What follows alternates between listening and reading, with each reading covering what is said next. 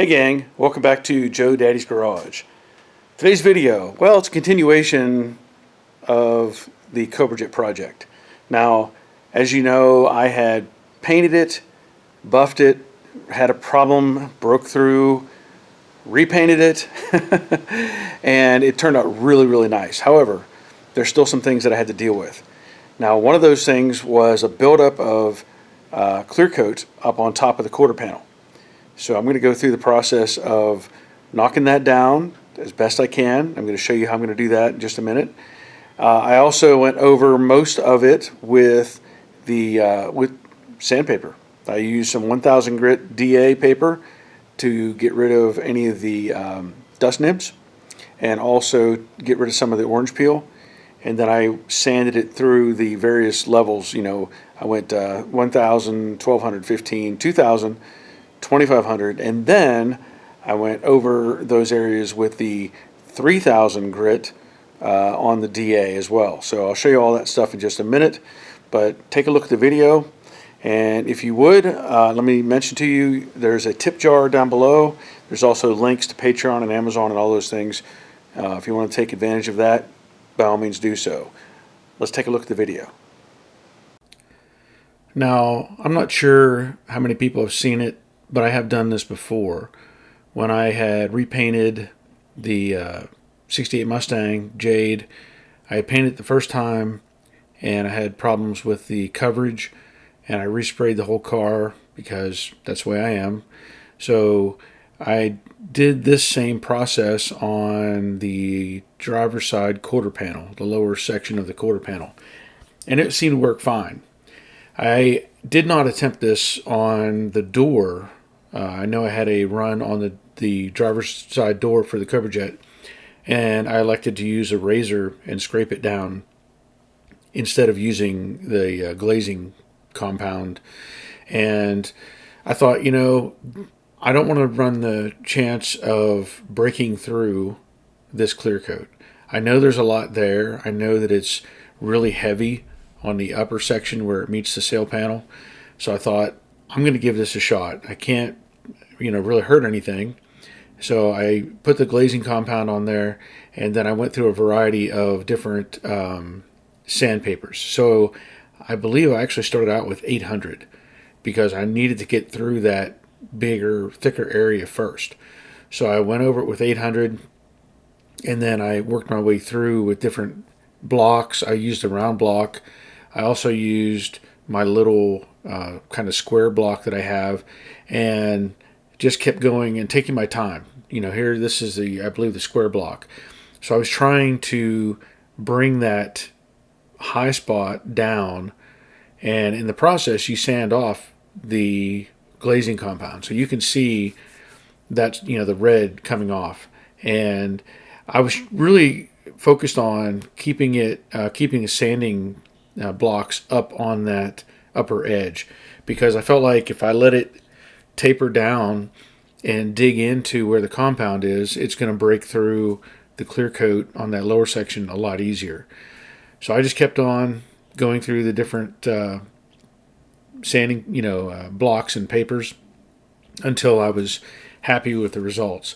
And it's amazing how much of a difference it makes whenever you can do something like this. And give it a shot. If you're not comfortable with it, just know that this glazing compound, it'll sand off. It's not going to leave any residue behind, and it may help you resolve some issues with either runs or something else.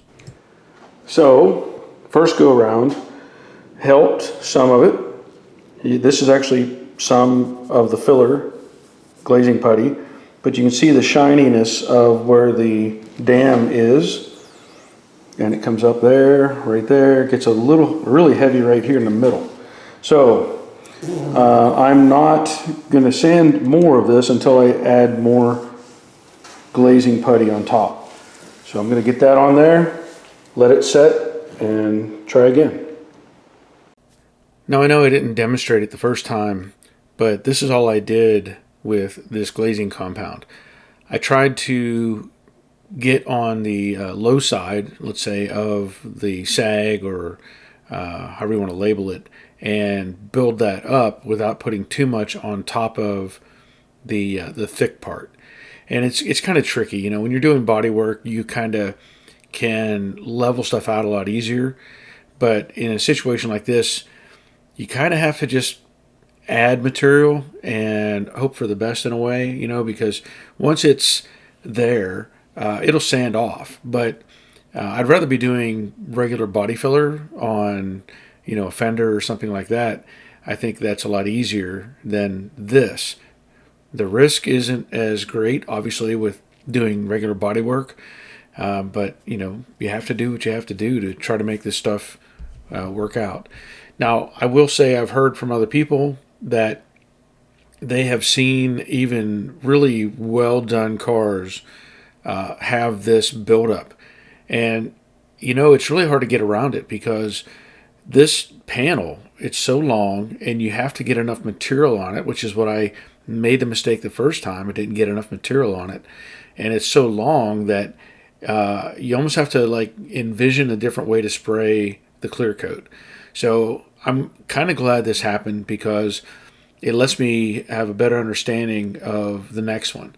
And I always say, if I can't learn something, it's not worth doing. Like I don't get upset about things. I'd rather gain some knowledge from the process and use that on the next project. So here I am. I switched over to 1200 grit, going over it and knocking it down. And you know, I'm skipping through this because this is a time-lapse video, and I think the video itself is pretty long. I don't remember what the timeline is, but this is at 4 times the speed, so keep that in mind as well. Switched over to I think this was a 2000 grit paper here, and just keep oh, I'm sorry, that was a 1200. So now I'm at 1500, and I'm just continuing to work those edges down and try to eliminate it. I ended up using, these were the actual the paper towels were left over from when I did the wax and grease remover when I was doing the paint. I tend to hang on to stuff like that just for things like this where I'm not going to be saving them, you know, just let them dry out from previous use and use them for stuff like this, or even for oil changes. I hate to throw something away that still has some use to it. So I'm going over this. That was 1500. Now this is the 2000, and I'm using you know, again, a variety of blocks. So I have this little 3x4 maybe block that I use. Maybe it's 2.5 by 3.5, something like that. And I also have the round block and the little rectangular block.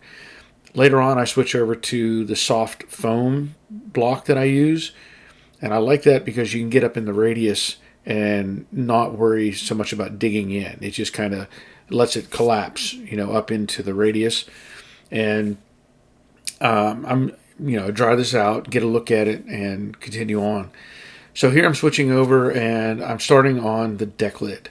So I'll talk about this more in a minute, but I'm using the 1000 grit paper on the soft foam pad that is like it's called an intermediate pad, I guess. And I'm not going very hard or fast. I'm just trying to knock it down a little bit because I'm going to talk about the dust nibs that are in this deck lid here, and I really don't like to have any flaws, so we're going to take a look at that in just a second. So I wanted to show you why I was doing that on the deck lid. There's some orange peel here, which is pretty much acceptable. I mean, I don't like to see that at all, but this is what I'm dealing with, these little dust nibs. And there was a bunch of them on the deck lid. So there's another one there. The biggest one is down here in this corner, and that's, I should say corner, it's in this curved radius, but that one will clean up as well. But I need to find them, and I'm using that 1000 paper on the DA, and I'm just barely touching this, barely even going over it. So the rest of this, you know, where I did the putty is looking pretty good. I may go over it a little more just because I know I need to be fully satisfied with what I'm feeling and how it looks. I went over the roof, basically 1500 just to hit any high spots, and then 2000 and 2500, and it's, you know, you can just see just a hint of orange peel, and I think it's going to be fine because I'm going to go over it again with 3000 on the DA with the wet. So I'll sand that, make sure it's all smooth.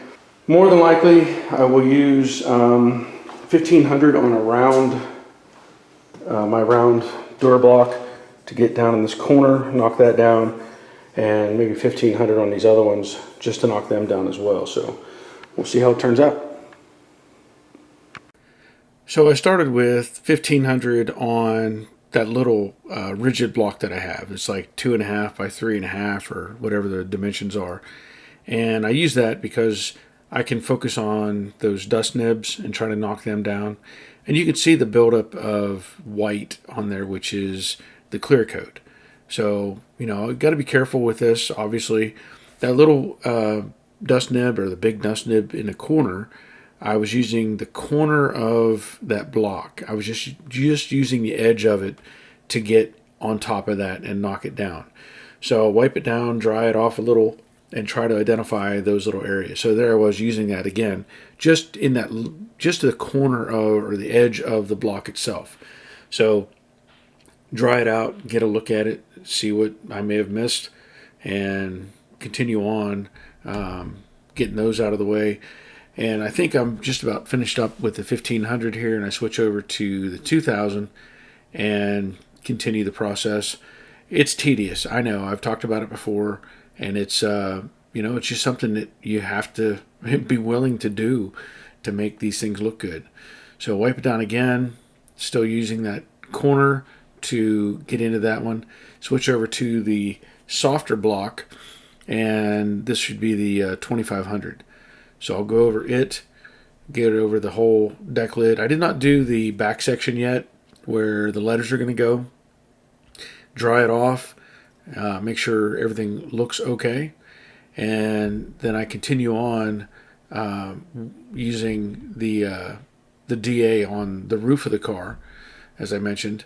So this is the 3000 grit on the intermediate pad, and that is the Trizact.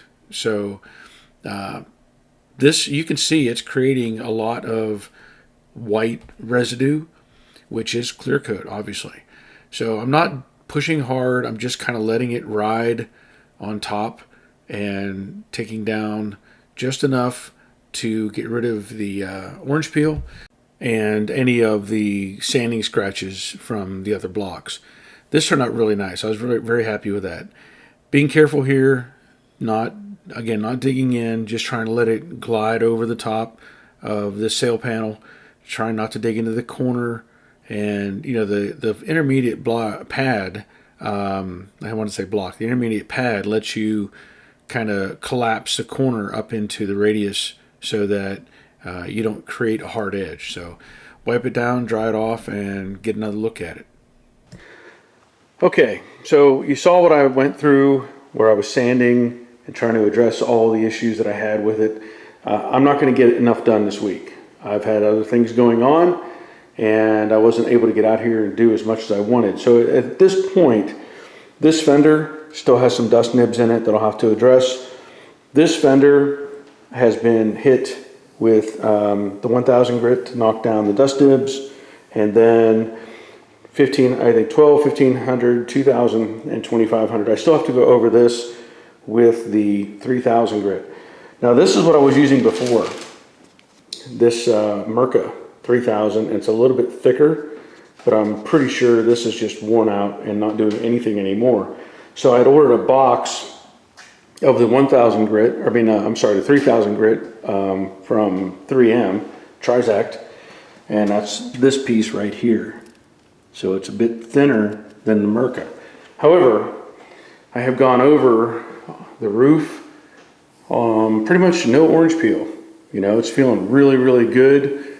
I was very careful to not go over the corners, as I always say, and I think it's going to be just fine.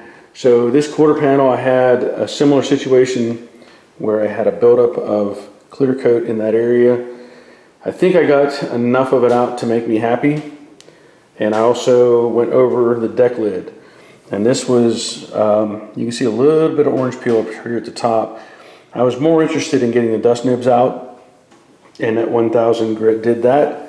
And then I went over it again with the other grits of sandpaper, and then the 3000 on the DA. So that's looking pretty good. This is the quarter that I used the glazing putty. I can still see a little tiny transitional thing, but I just can't keep digging at it. You know, it'll be fine, but I need to make sure I don't go too far and have to respray again. Otherwise, the rest of this is looking really, really good. So not many concerns there. I'll still have to go over all this stuff, but that's where we're at with the car at the moment. So as of now, this will be the end of the video. However, I pointed out before, and I want to stress it again, thanks to my patrons.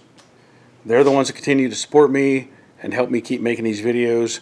I hate to say it, I've tried different things. YouTube revenue just keeps declining, and I'm tired of fighting it. So if you are interested in helping me to continue to make these videos, there's a Patreon link. There's also a tip jar down below that you can look at that. That's a PayPal link. And then, of course, Amazon and all these different things. So if you order something from Amazon, I get a little tiny kickback. If you order something like a welder or equipment from Yes Welder, I get a better percentage from them than any other companies that I've dealt with. So just to let you know, there's links down below. Take advantage of those if you will. Otherwise, that's it. So I hope you all have a happy and safe Memorial Day weekend. Don't forget what we're celebrating. And until next time, take care of yourselves. See ya.